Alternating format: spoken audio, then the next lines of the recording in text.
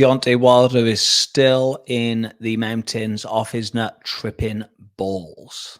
So, day of reckoning, sort of my thoughts on the aftermath of it. So, I made some predictions. Some of them I got right, some of them I got wrong. Now, I am the first to admit I was shocked with some of the results. Now, I'm going to sort of run through the card very quickly, and we're just going to sort of talk about a couple of the results. Now, a lot of knockouts in this event. Very impressed with that.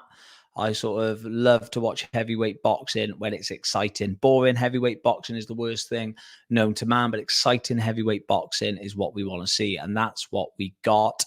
And it delivered, I'd say, on quite a lot of levels, this card. Some levels, not so much, but we'll go into that in a minute. On to the main big four fights that sort of we're interested in. So Daniel Dubois, I predicted that he was going to win, and he did. I didn't think it would be a knockout, but what a fight it was. He showed he has got heart. He showed that he can dig deep and sort of stay resilient and push himself and not give up. Again, it wasn't an easy fight. Big Baby Miller wasn't really, it wasn't the performance of his life. He was just sort of there. But again, he was swinging and just trying to knock Dubois out. And I think Dubois did very good to hold his composure against that. Again, a tiring fight, a big man pushing forward. And I don't know why Dubois kept like pushing him back with his hands rather than just moving his feet or moving his head and slipping off the line. But that's neither here nor there. So Daniel Dubois has firmly put himself back in the heavyweight mix. So hopefully that has given him some confidence and boosted him now. And we will see some good performances coming off Dubois. Next fight now, Dimitri Bivel versus Lyndon Arthur. So I predicted Bivel for the knockout, and I was semi-right. So he didn't get the knockout, but he went out there to try and look for the knockout. Again, Bivel's not someone who normally goes for the knockout, and it's been a long time since he's had one, but at least he was trying. It was a bit more of an exciting Bivel at points. I think in the last couple of rounds, he should have kept the pressure on. Maybe his gas tank wasn't there. I know he's come back from an injury, so maybe that was hesitant in the back of his mind. But if you watch the fight, the ref nearly stepped in a few times.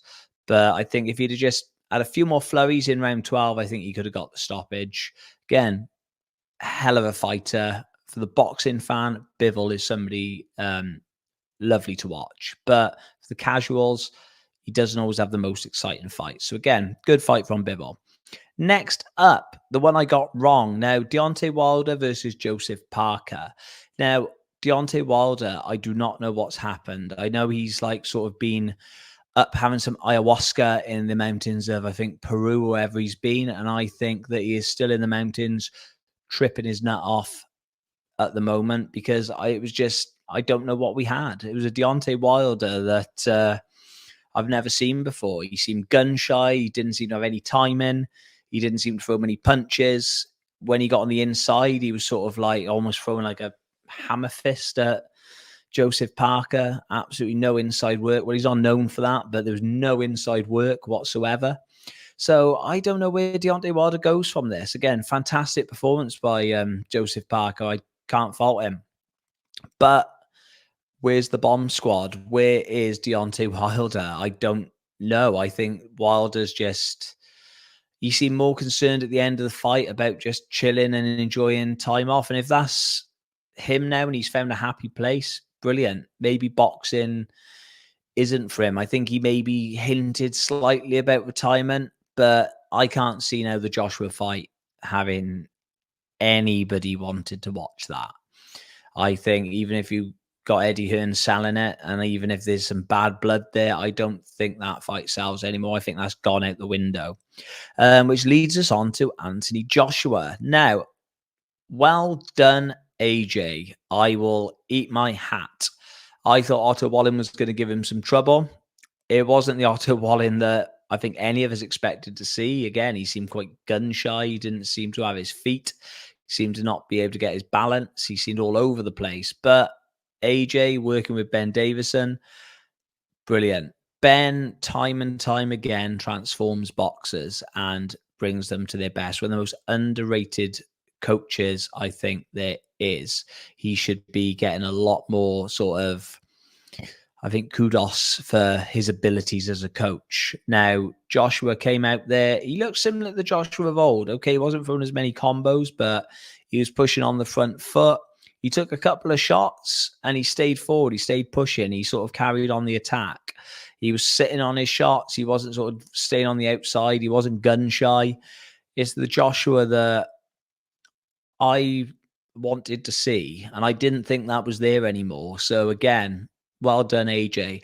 I'm not a huge fan of a lot of AJ's career, and I've got opinions on that, but I'll give credit where credit's due. That was a very good performance. Granted, maybe not against the best opponent at the moment, but it was a very good performance when you compare it to his last few. So well done, AJ. Overall, I think it was a good event. I was quite impressed with obviously the how it was done. I think Saudi is definitely the place now where all the big fights are going to be. Again, very exciting night where you had a lot of knockouts, a lot of action. The big two fights were probably Wilder and Joshua, and they were a bit of a disappointment. That fight's out the window now. So where does AJ go from here? I think his best option is either fighting Hrgovic now for the vacant title, which will probably, and I know they're not vacant at the moment, but will probably happen is Fury, Usyk will fight. Whoever wins the undisputed, they'll drop a couple of belts and titles will become vacant. I don't know if that'll happen or not, but I think the Hrgovic Joshua fight will be a good fight. I don't really want to see Joseph Parker Joshua again. We've seen it. I don't know if Parker does well against somebody who comes in to fight against him. We'll have to wait and see. Where does Deontay Wilder go from there? I don't know. Just I think. I don't think he's got anything now to offer the heavyweight division. And that's not me being thing. That's just me being honest. I think keep your legacy that you've earned. You've lost against Fury. You've lost against Parker. Hold on to that and just sit back. You've made your money and sail off into the sunset or off to Peru. Where does Bivel go from there? I think a fight with Betbiev would be where I want to see it. Where does Dubois go from there? I'd like to see Dubois maybe fight Parker. That'd be quite a good one. I'd like to see that. But other than that, quite a good night. So that's my thoughts. I got some right, I got some wrong. I wasn't far off though, I don't think. Thank you.